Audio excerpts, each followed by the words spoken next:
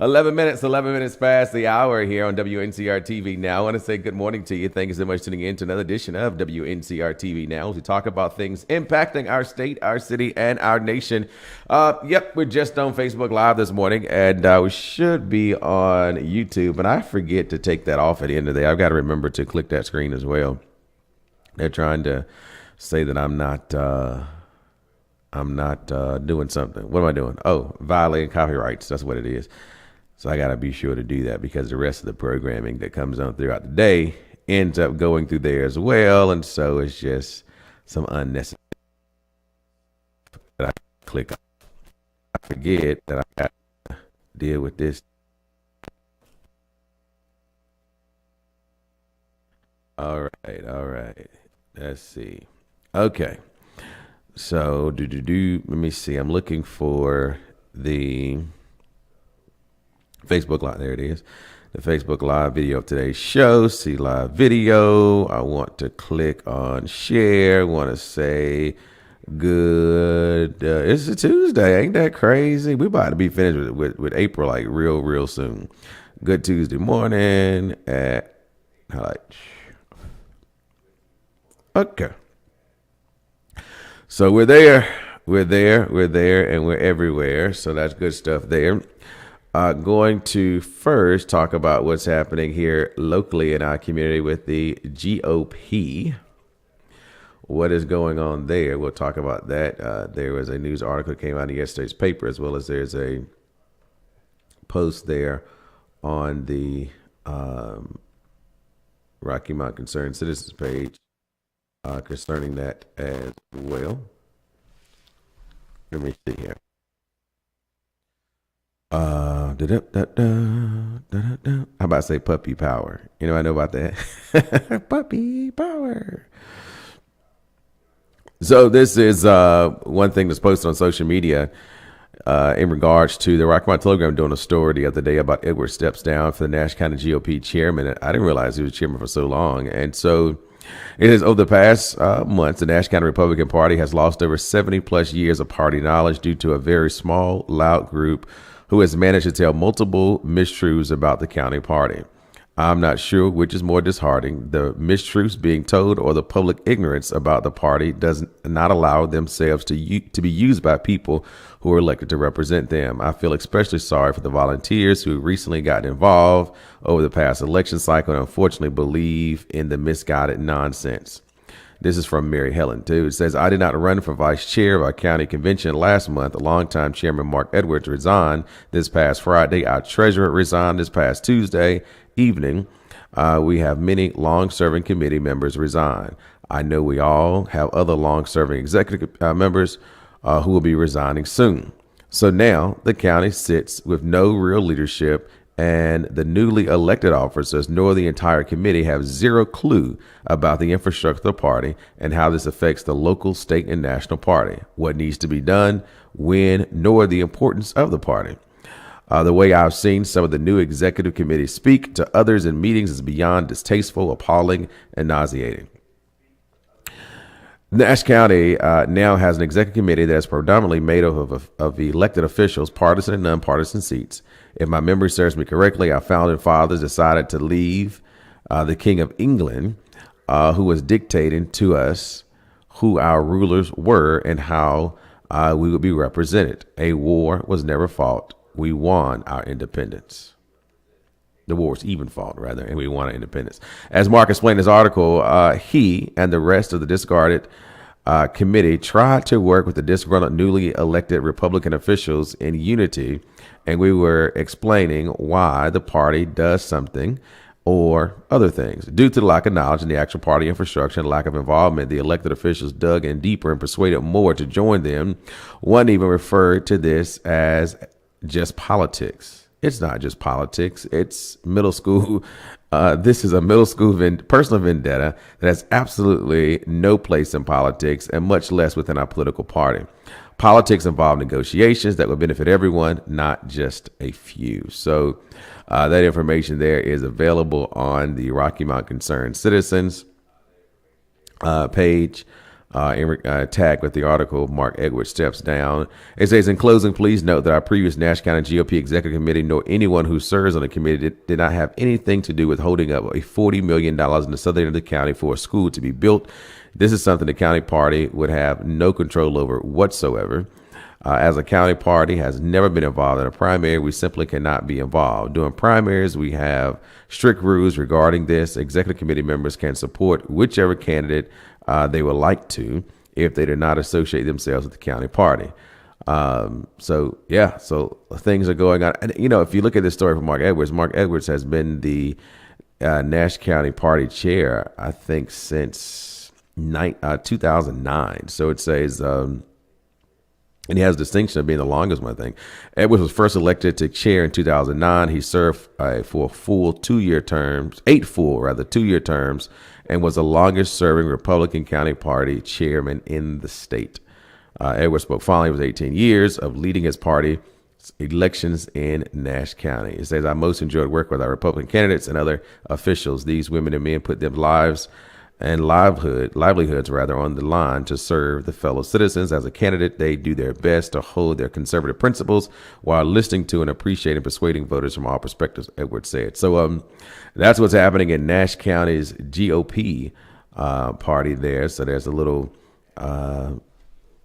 shake-up, rearrangement, and things going on there. So we'll see how that all unfolds, and especially as you're getting into of course, Rocky Mountain election is a nonpartisan election, but then you do have partisan filing in December, for the election for 2026, and so all of that is going to be a interesting situation locally. What else happened locally was last night was a Rocky Mount City Council meeting, and of course they pretty much approved all the items that was on the agenda on last evening, and had a bit of new technology there for the audio situation, I guess, and the carrying of the meeting. It looked pretty cool audio technology there, so didn't get to stick around and see it, but it would be interesting to see more about how those things work. So a new microphone for the public podium there as well.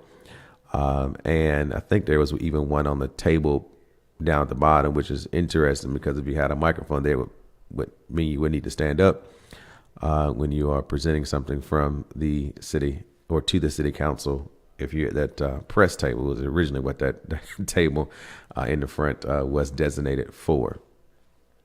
But one of the biggest things that happened last night is Rocky Mount got a new city manager, and you all know this individual. He was until last night serving as the assistant city manager for the city of Rocky Mount, but Daniels is a credentialed manager through the International City County Management Association and a member of the North Carolina City County Management Association, currently serving as the immediate past president of a statewide association. Daniels has over 15 years of North Carolina local government management experience. He was initially hired as City of Rocky Mount's Parks and Rec in February 2019. And in November that year, he was promoted to assistant city manager. To have the opportunity to serve as city manager in a city that I've been connected to since 2011 is truly a dream come true, stated Daniels. I am honored and humbled by the faith and confidence of the mayor and the council has in me. As assistant city manager, Daniels was responsible for the budget portfolio totaling over $100 million and more than half of the city's workforce. For approximately 3 years, he was the only assistant city manager. I look forward to working with Elton Daniels in his new role as city manager, said Mayor Sandy Robertson. Having a city manager who already knows the inner workings of the city can effectively collaborate with council puts us in a great position to continue the forward momentum we have built. Daniels' leadership includes the COVID-19 pandemic recovery, oversaw the development and implementation of the city's continuity of operations and planning. Trying to get this to move. Okay. Infrastructure development, led the renovation efforts in Battle Park, which is a $1.4 million grant funded project, played an integral role in assisting the Rocky Mount Fire Department with their ISO one, reaccreditation, as well as getting the approval for the local government commission to build Fire Station 2, assisted with the procurement and administration of several major grant projects, and led logistic efforts to host regional and statewide events. During his tenure, Daniel has worked with every department and most recently have been responsible for engineering, fire, parks and rec, public works, including transit, water resources, and the Rocky Mountain Event Center. According to Ward 2 Councilor Ruben Blackwell, Assistant City Manager Daniels has a proven time and time again that he is trustworthy and more than capable of being our next city manager. The council looks forward to working with him as we continue to grow this city and build on an even better future for Rocky Mount. It's interesting because as I read this, sometimes I interject my own words. That became funny to me. Like, that's not what I just said. As city manager, Daniels will oversee the city's $300 million budget and lead the municipality's nearly 1,000 employees. With 3 months left in the current fiscal year, Daniels has several initial priorities. My first objective is to prepare and recommend a fiscal 2026 budget that then begin working with the fiscal year 2025 audit, explains Daniels. Accomplishing those vital tasks will require a strong team. To that end, I plan to fill key vacancies and continue supporting folks who are already here. Our people are our greatest asset, even with the technological advancements such as AI. At the end of the day, our people matter the most. Before joining Rocky Mount, Daniel served as town manager for the towns of Selma and Sharpsburg, both in North Carolina, associate county manager for Franklin County, and a magistrate judge in Brunswick County. He also worked in private and nonprofit sectors. He owns a master's degree in public administration from the University of North Carolina at Wilmington, a bachelor's degree in political science from Furman University. Daniels has continued to further his education, completing the UNC School of Government, Municipal and County Administration course, the Public Executive Leadership Academy, the Community Development Academy, the North Carolina Rural Center, Economic Department Institute, and the Universities of Virginia's Senior Executive Institute. Together, working with the mayor, council, staff, and other community stakeholders, we will foster an environment of trust and transparency where collaboration and respect are at the foremost of every decision we make for the betterment of our entire community. The work that lies ahead of us is not just about managing day-to-day operations. It's about shaping a city that future generations will be proud to call home. Elton, his wife, Michelle, have 2 children, and they're all residents of Rocky Mount, North Carolina. Again, that's one of the biggest things that happened last night, the Rocky Mount City Council meeting. So congratulations to our newly appointed city manager for the city of Rocky Mount. I want to say good mornings here this morning to those who've tuned in and said good morning thus far. I want to say good morning to John Jordan, Betty Jenkins, Irma Maxwell, Mary Helen, James Bullock, Candy Staten, and Gwendolyn Swain, and Marvin Bowden. We thank all of you for tuning in to Wncr-Tv Now as we continue to talk about things impacting our state, our city, and our nation. One of the things that's happening in Raleigh, North Carolina is the North Carolina Senate has unfolded their budget. We talked about the possibility of it coming early this week, and early is yesterday, as Phil Berger had a press conference yesterday with members of the North Carolina Senate as to what they will be doing or propose to do in North Carolina when it comes to budgets. And that is actually giving some increases to teachers, some increases to who else did they give some increases to? General state employees. But they was doing something interesting where they were actually offering, I think, a proposal of a $3,000 bonus to police officers and sheriffs or something like that. Let me see if I can find that. Most state employees will receive a 1.25% raise next year, as well as a $3,000 in bonuses spread over the next 2 years. Some people in certain jobs, particularly prison staffs and state law enforcement, will receive larger raises. Over the next 2 years, the budget plan would fund the following average raise: 3.3% for teachers, 8.9% for correctional officers, 9.2% for highway patrol, 14.4% for alcohol, law enforcement, and State Bureau of Investigation. The budget will break with tradition by paying thousands of people who don't work for the state at all. Local police and sheriff deputies would receive a $3,000 in bonuses as well. Other provisions in the state budget include $638 million towards construction of a children's hospital to be led by UNC and Duke universities, $25 million to break back the coverage of GO1 weight loss drugs under state health plan. For some state workers, 1/4 of that amount state health plan requested. Then an overhaul of NC Innovations, which would be asking them to give back the $500 million it got from the state in 2023 in exchange for a new funding model. Millions more for teachers, signing bonuses, teacher mentors, and programs aimed to boosting reading scores. And requiring UNC and North Carolina State to play against more in-state schools in college basketball games. And so how your budget is dealing with them playing more games with that is interesting, but that is their plan. And their goal there is to increase the sports betting tax. And so they have been generating a lot of money. I mean, millions of dollars in North Carolina has come because of online sports betting since it's launched about a year or so ago. And so they're saying, look, we got to capitalize on this and let's get those college students who's supposed to be there for education. We want to get them there so we can make some money for this state and bidding on these games. Hey, caller, good morning. Good morning, Mr. Brunson. Good morning. Long city council meeting last night. Long? Oh, yeah, it was a little bit longer than normal. Absolutely. Yes, I was glad to see that they promoted Elton. I was very excited about that, and I was excited about the way that they introduced him, all the good words that were said, and I'm glad his family was there to support him, and they showed his wife for those who didn't know of her, because they did not do this, if I recall, with Rogers. But that was very nice, and I'm proud to see that whomever is in charge of promotions and things of management, they made a change. I really am.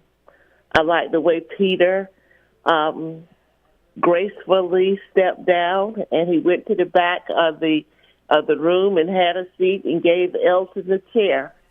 I believe he was in tears.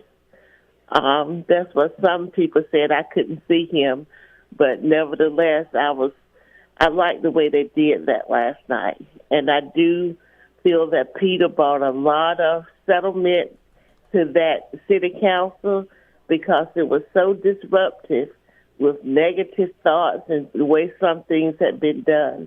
I think Elton is going to be a people manager. He came up by the bootstraps. Like I said earlier, he knows where all the dead bodies are. He knows the players, and he knows how they shuffle the cards. So I think it's going to be positive. I think a change is coming. If I'm not mistaken, did they remove Deborah Battle from the library? They didn't remove her. She just wasn't appointed to the library. Say that again? What you mean they? Are you talking about the city? Or so to your point? She wasn't appointed. Well, she was appointed originally by the Nash County Board of Commissioners. Right. So Nash County Board of Commissioners elected not to reappoint her. On last night, the library board appointment came up for the city of Rocky Mount because it also has a appointment power for the board. And so they chose to reappoint the current library board commissioner, but Deborah Battle did apply for it as well. But the current serving board member for the represents Rocky Mount continued that position. Okay. But some changes are coming. I like the way they handled the business of the city of Rocky Mount last night. I'm glad to see they got new mics in so that people could understand what individuals were saying. I don't know if it was because of my complaint or they just knew it was time for some new technology, but it was so welcomed, and I really appreciate it. I hope our city continue to do good, positive things, especially over here in Edgecombe County. I really like the way OIC professionals presented the new building last night. It was just exciting. They did everything right. That attorney was on the ball. I mean, he had his stuff together. So I say kudos to all of them.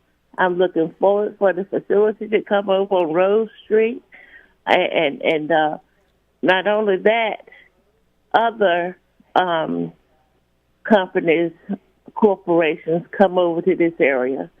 So I just say kudos to all of them. I hope they continue with the good work. Thank you very much. Thank you. 31 minutes past 8 o'clock hour this morning on WNCR-TV Now. She was talking about the moment which they saluted Peter Varney. We'll share that moment here now on WNCR-TV Now. And this is a moment that was kind of headed up by Councilman Lodge Daughtridge on last evening.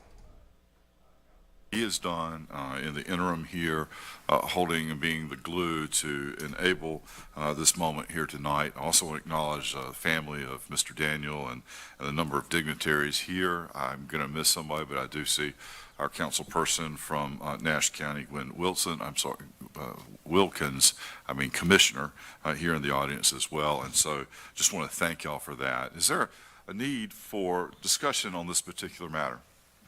Mr. Mayor. Yes, sir, Councilman Daughtridge. Before we do that, I would like for us to all stand up and recognize Peter Varney for the hard work he's done for the city of Rocky Mount.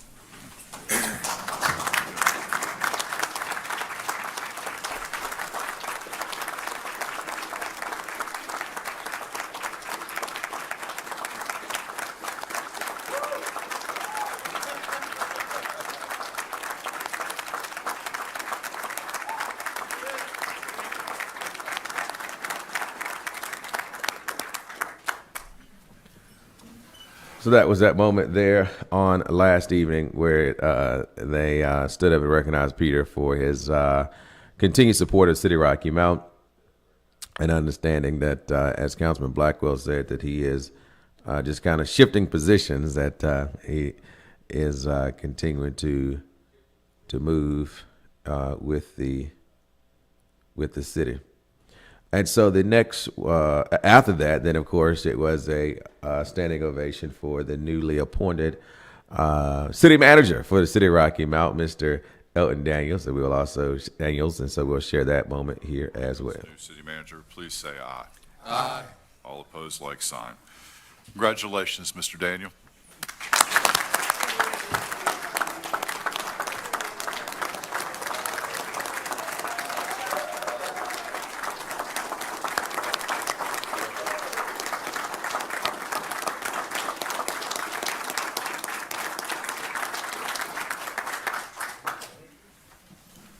So that was the official vote that they had to in making Elton Daniels the new city manager for the city of Rocky Mount. And one thing that we saw in a very open and public way, a very most transparent way, is the city council voting for that. And so we certainly appreciate that step that they did as well in being compliant with North Carolina's laws there with their hiring policies and practices. So as Ms. Davis said, overall, a very great meeting on last evening. I attended the meeting.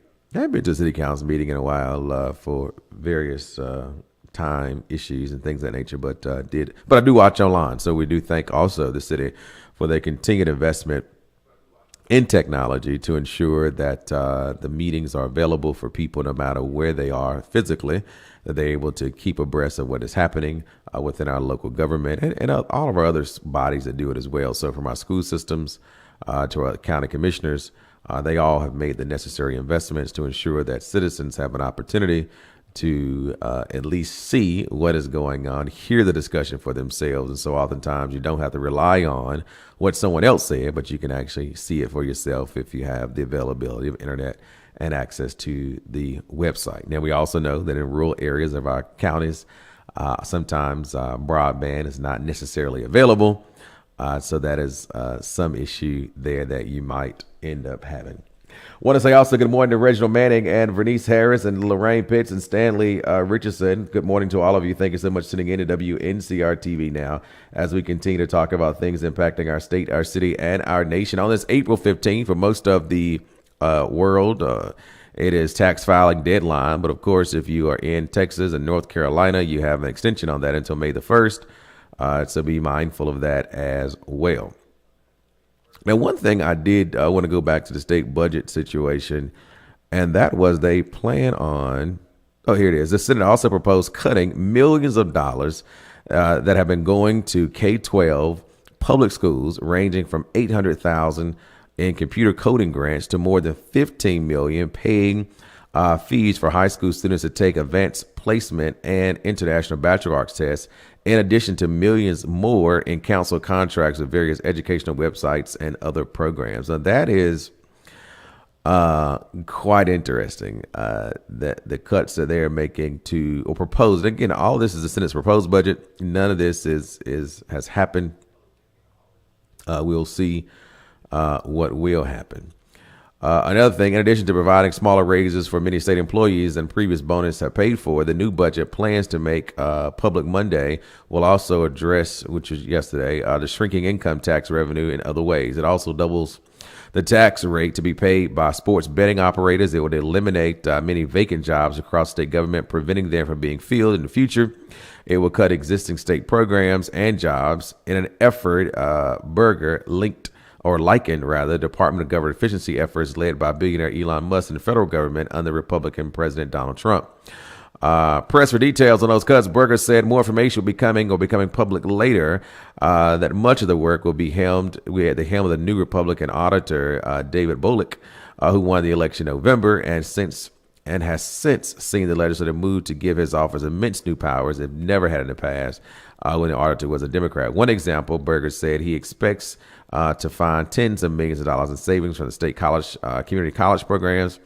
The state budgets would also ask the system to consolidate the administrative workforce across the 58 campuses, eliminating mentor programs for minority students, and implementing more cost-saving measures. And so you're going to see additional cuts to not only K-12 education, but secondary education when it comes to your community college level as well. But on the flip side of that, if you are at Elizabeth City State University, but at the same time, while cutting millions of dollars set aside elsewhere, they are providing millions of dollars for construction work for Elizabeth City State University, the Brody School of Medicine at East Carolina University, and the Poe Hall at the North Carolina State University.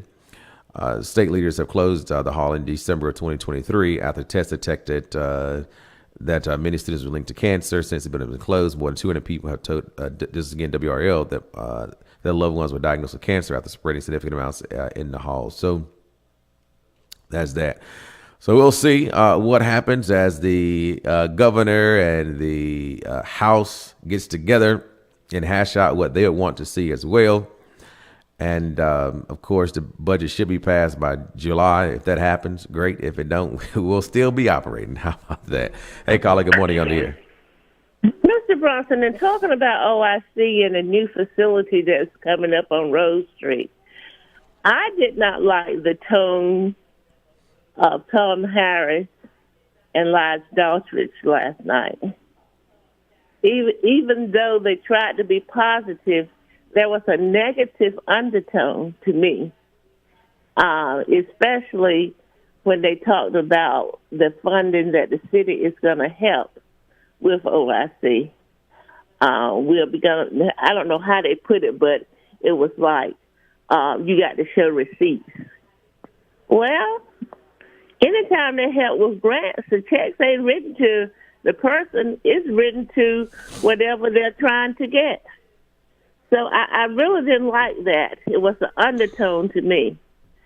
And I just feel sometimes when people of color ask for assistance, some people think negatively about helping. And truly, the city have given money to so many nonprofits. I don't understand why they even said what they said last night. But anyway, they voted for the funding. I'm happy for that. And I also felt that they're going to give the first $100,000 when the project is halfway finished.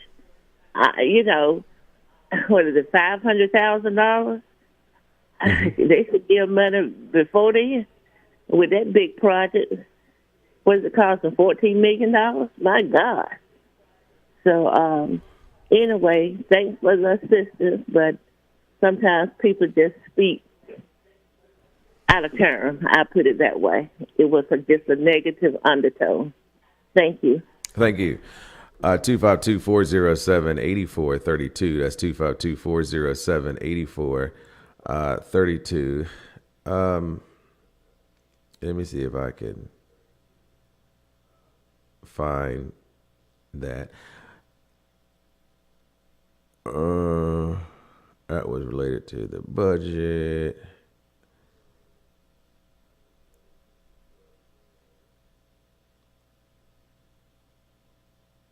So,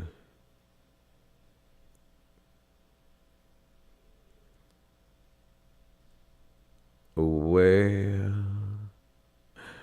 oh yeah, right over here somewhere. And I will say that well, I'll let you listen to the dynamic comments as regard to the comments that were made by those two council members. If I can, if it's at the comment in time. It looks like that. Yes. Phase 1. Okay, so yeah, we're just about there. All right, so here we go. Proposing is the health and wellness corridor that will be a combination of a development of Rocky Mountain City, the city of Rocky Mount and Edgecombe County, starting with the community college on one end with the building, Rose Street in the middle, the event center where OIC has a modern facility. It will create the opportunity for health and wellness operations to be developed along this and to contribute and invite people to come into Rocky Mount for health opportunities. Next slide, please. If you have any questions, I'd be happy to answer them. I thank you for your attention and for the opportunity to be here and present to you tonight. Thank you, Mr. Holt, for providing us that presentation. Is there any member of council that has a question? Okay. Well, thank you very much. Thank you. Yes, sir. Councilman Tom, I'm sorry. I didn't see you on the new technology. My apologies. I recognize Mr. you, Holt, Councilman it's Harris. good to see you again. We certainly enjoyed having you at the Committee of the Whole session last month. And just a couple of questions, because I'm intrigued about the financing due to my background before I retired. But I'm glad when you were with us last month, you mentioned 25 new jobs, and now it's up to 45. So that's great. If I recall, there was a mention of 25 new jobs. But my question is, phase 1 of the new market tax credits, and there's reference in the information here about total new market tax credits of $25 million. Can you explain about that for us? I can. That is the goal that we have, to try to raise that much money. In light of the present economic circumstances, we've adjusted our budget and our expectations to something that reflects the reality of the times. We're still seeking that amount of money, but given the economic times, we will be happy to close on our $20 million and complete this project in accordance with the budget that we've presented to you. So 7.6 million is for the construction phase. Is that correct? Well, sir, New Markets tax credit financing, as you probably know, involves more than just the construction and design cost. The total cost of the project will be in excess of about $20 million. The construction cost, as I said, is about 14 based upon what I put on the screen. Well, I asked that because some citizens would like to benefit from that information, which I benefited from. So, and I'm glad to see for the public is that the $500,000 grant that we are going to be voting on shortly, that $500,000 will be dispersed over a period of time, and with valid receipts to the city, the first $100,000 would be at 50% construction, and then it progress on from there. So it's good to see this. Behavior science, behavior health is certainly a big issue facing the country today, not just Rocky Mount, and I look forward to the vote. Well, I thank you. And as was the case with the Rocky Mountain Event Center, All funds are accounted for in great detail monthly, and you'll recall that that project was considerably larger than this one, and we had no accounting or reporting issues at all. And as you recall, I handled that project from beginning to end. I was not on the council during that time, so this is my first instance of new market tax credit, so I'm glad to see it. I look forward to working with you on this. Same here. Thank Thank you you so very much. much. And Thank again, you for the welcome opportunity. back again to Rocky Mount. Thank you very much. I appreciate the opportunity to be here. Mr. Mayor? Any other member of council has any questions? Mr. Holt, thank you. That's very informative. I really appreciate you taking the time and answering the questions, and I think it's been beneficial to all here and all that will hopefully read about it soon. Thank you. Always happy to be here, Mr. Mayor. Thank you for the opportunity to speak to you. Yes, sir.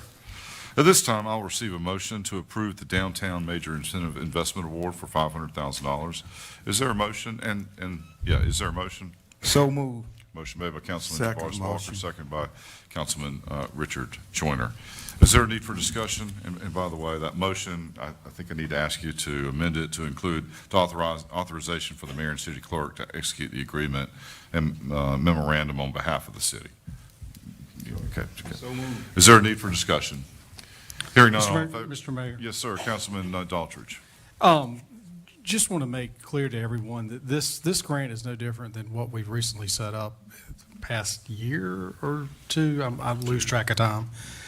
And as Councilman Harris just articulated, there are parts of this grant that have to be met. For if the 50%, then 60%, and there has to be proof with receipts and so forth. And I say that mainly for the public because there's been some questions, and understandably so, with any money that is expended within the city of Rocky Mount. But this is no different. I think we've done 2 or 3 grants similar to this.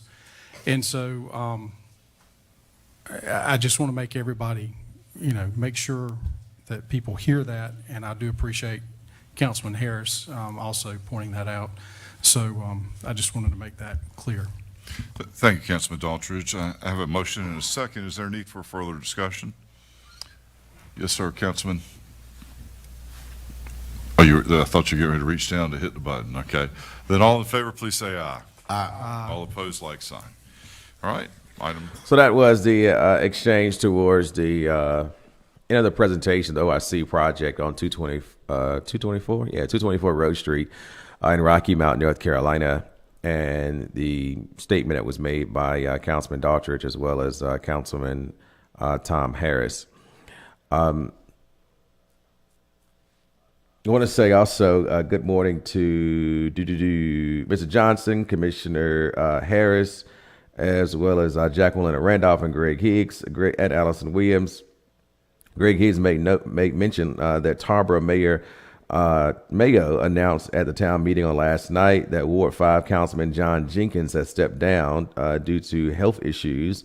And it would take at least 60 days before the board can select a person to replace him. And so the Tarboro City Council will be looking for a new board member, and they are certainly keep him in our prayers with whatever health issue he may have going on during this particular time. But as it relates to the comments made by Elijah and Tom Harris, Elijah Dawson, Tom Harris, Councilman Elijah Dawson, Tom Harris,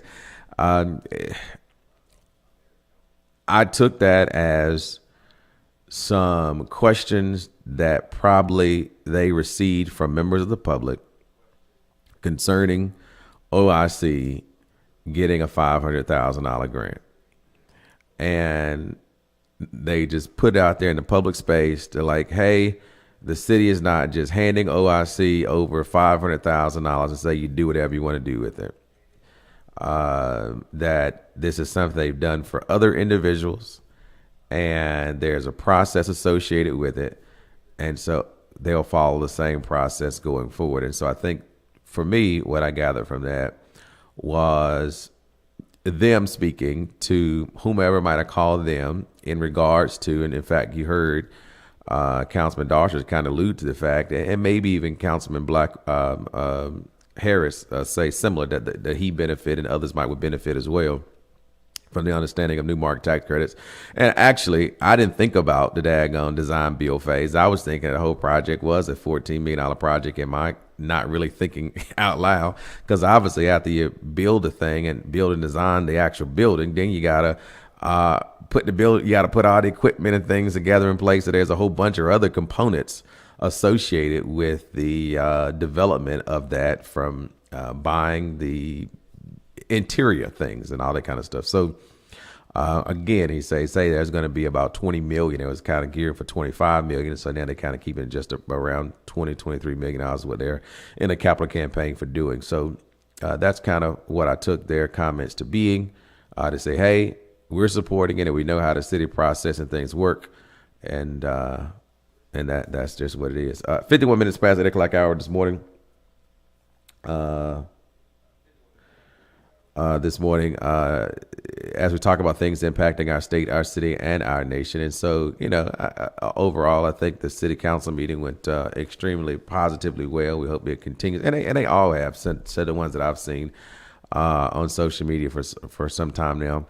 And so we hope they will still be the same, and that we don't get into a situation where it's going at each other type situation, because that's not helpful nor beneficial. We just continue to move forward and seeing progression happen in every sector of our community.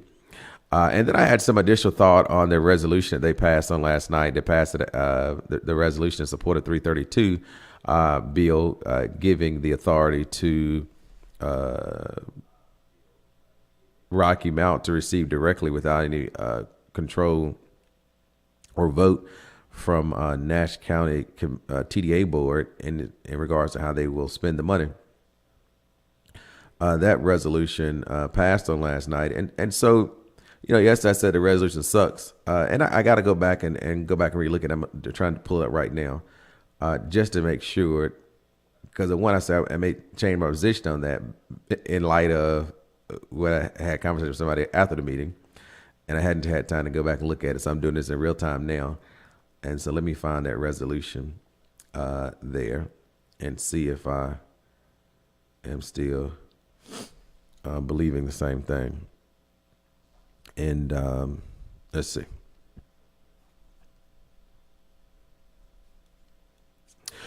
So the resolution they passed on last night, it says resolution in support of House Bill 332. It's a whereas in 2001, the North Carolina General Assembly enacted House Bill 583, giving Nash County authority to levy an additional room occupancy tax of 2% of gross receipts received from the rental of hotel room accommodations. And whereas the act provided the net proceeds of the 2% tax would be remitted to the city of Rocky Mount on the condition that Rocky Mount would spend the funds only for tourism-related expenditures within Nash County, and have been specifically approved by Nash County Tourism Development Authority, TDA. And whereas over the past 20 years, the city of Rocky Mount has invested more than $100 million to grow the tourism industry in this area, which includes an Imperial Center for Arts and Sciences, the Rocky Mount Sports Complex, the redevelopment of downtown, and the construction of the Rocky Mount Event Center.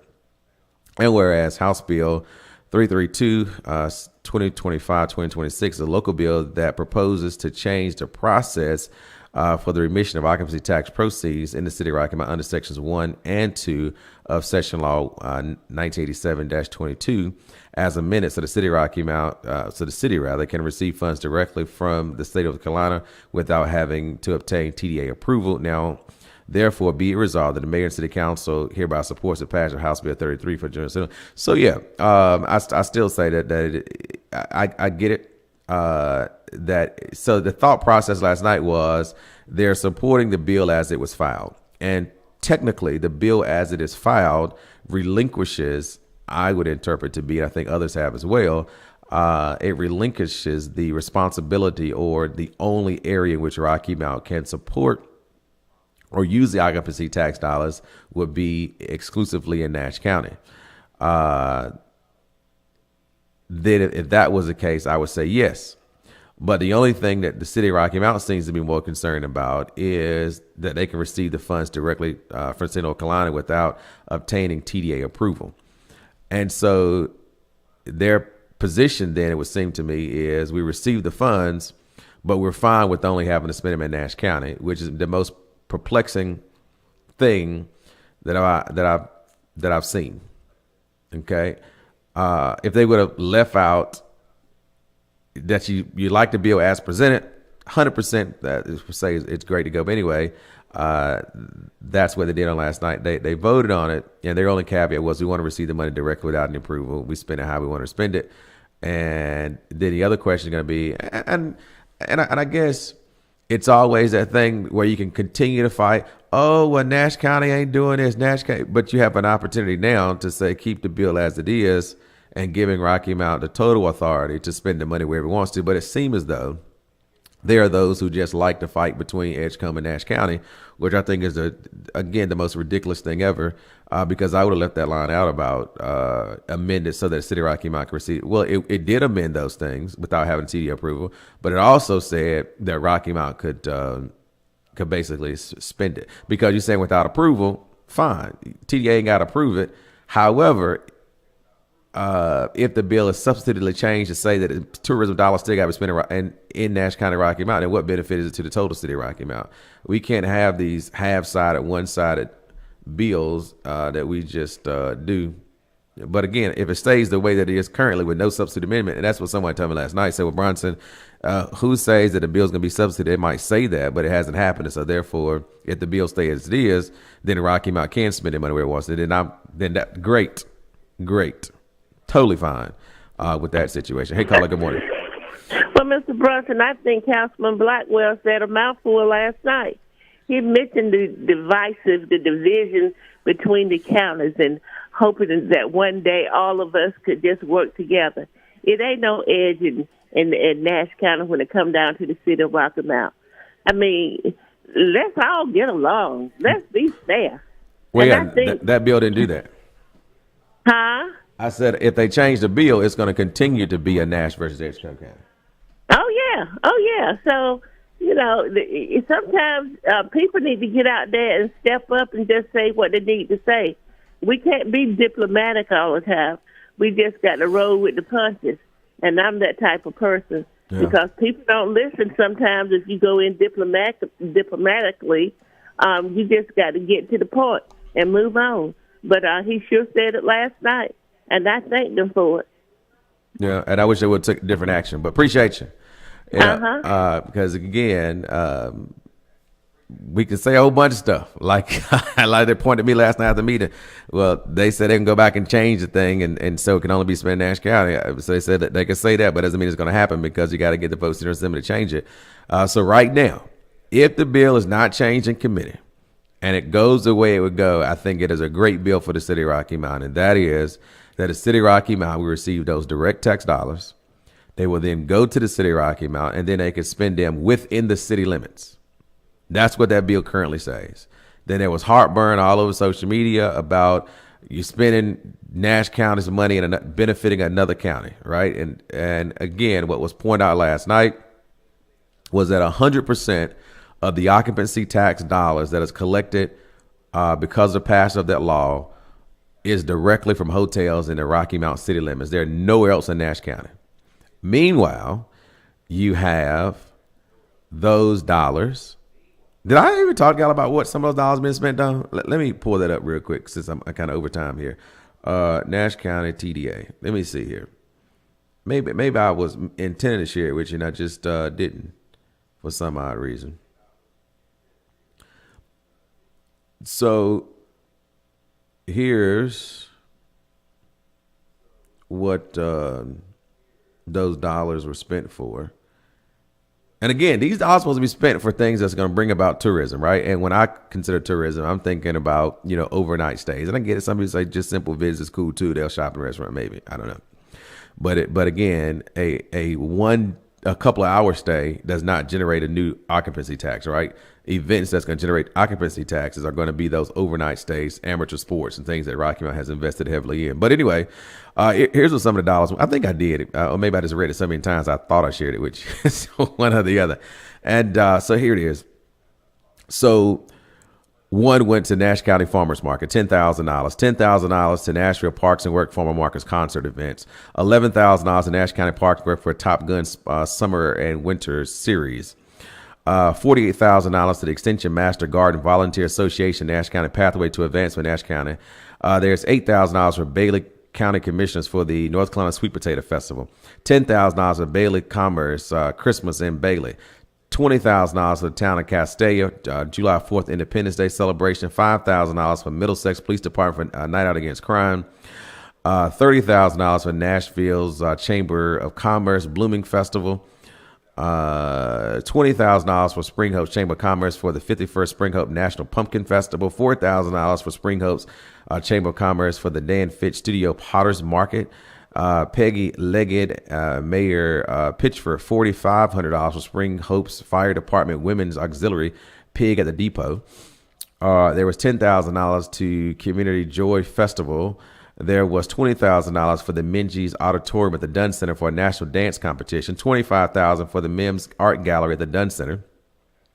$10,000 for Nash County's Arts Council for the Nashville Showcase Series. $25,000 for the Rocky Mountain Meals at Community Events. $15,000 for the Rocky Mountain Rotary Tackle with the Tar 5K Obstacle Course. $30,000 to Tar River Orchestra. Remember when rock was young? Music of Elton John. $693,000 for just travel and tourism. So those are to maintain office expense and whatever. However, now that'd be a question of how that money is spent, though. But so that is how that money is spent. Mind you, again, if you got 100% of the occupancy tax coming out of the city of Rocky Mount, you only have, and it's gonna be hard to say. But you got the meals, $25,000. You got the Community Joy Festival at $10,000, and then you have some of the Dunn Center things as well. So I think go back and actually look at what it was there as associated with. But for years, that's what it is. 100% of tax is there. Meanwhile, the things that have generated, and you can probably go back. Matter of fact, let me see. 2015. Let's go to 2015. 2015, it said also report they'll collect $770,000 through June the 30th. This is 2015. Again, $770,000 is what they projected to collect in occupancy tax revenue.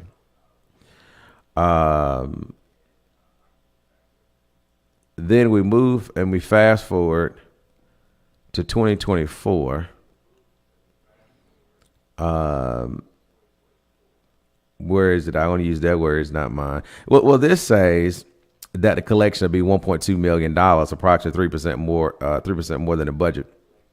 But it's actually about $2 million. And again, I'll just use that figure. We'll keep it to $1.2 million. The $1.2 million, if they was using the same figure before, you go from $700,000 to $1.2 million in 2024. And so what's happened between that time?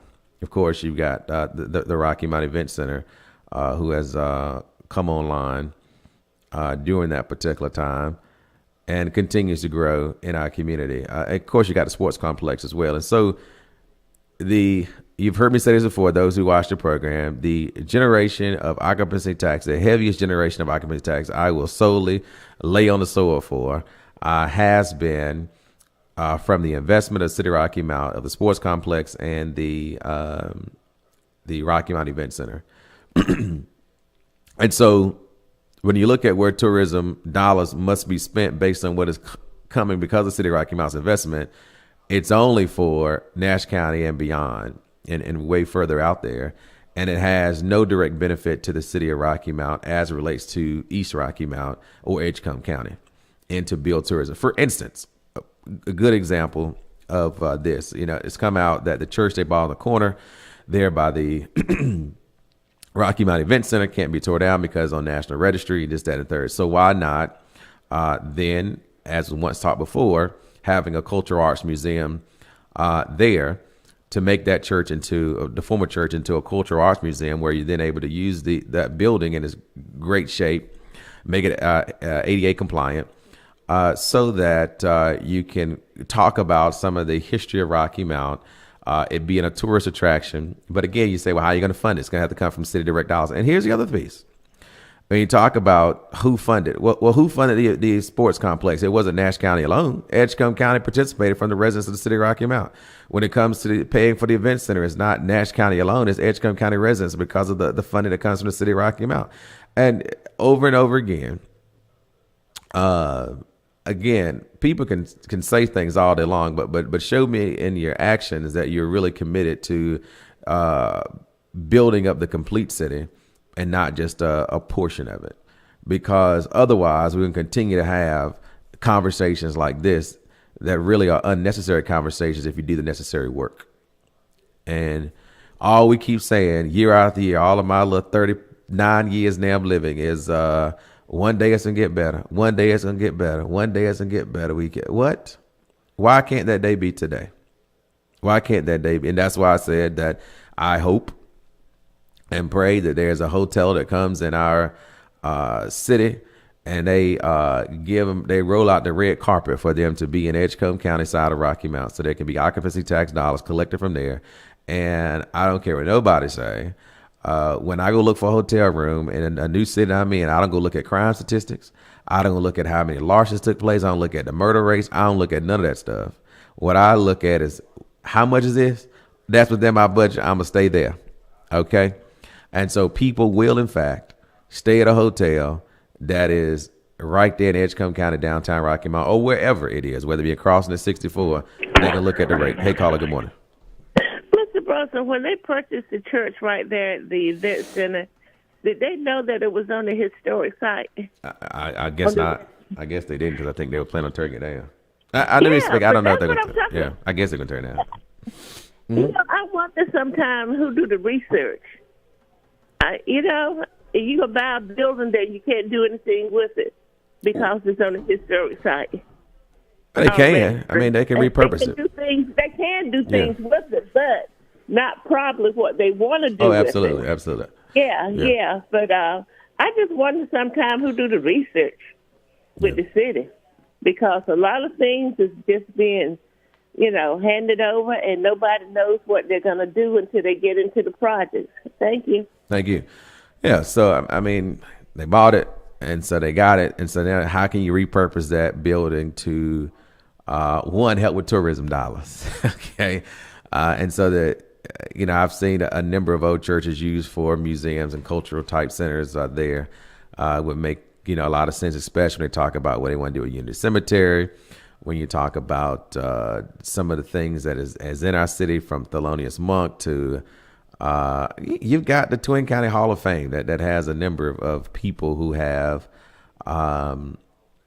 made contributions to this community. And so that is some of the things we're talking about, those individuals who have that cultural significance. And again, I think about from national recording gospel singers such as F.C. Barnes, the late Bishop F.C. Barnes, and Luther Barnes, and Thomas L. Walker, those individuals who have contributed to making and continuing to have Rocky Mount on a national presence. I'm in the Bahamas, and where they're playing, rough side of the mountain, right? And so global impacts, it has been earthed and born right here in Rocky Mount, from Thelonious Monk, who's having international appeal as well, right here in our community. And so bridging those things together and creating something unique, something that people can benefit from, and not just talking about it, but actually doing it, is important, because you have all the tools necessary to do it. A prime example, when there was a group of people who decided that now was a time to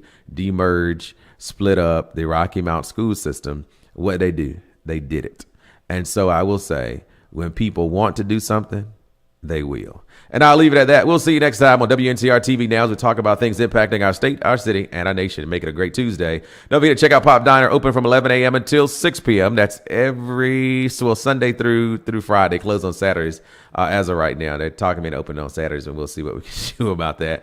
But Pop's Diner, open from 11 until 6 p.m. today. So check us out there, and we'll see you next time on Wncr-Tv Now.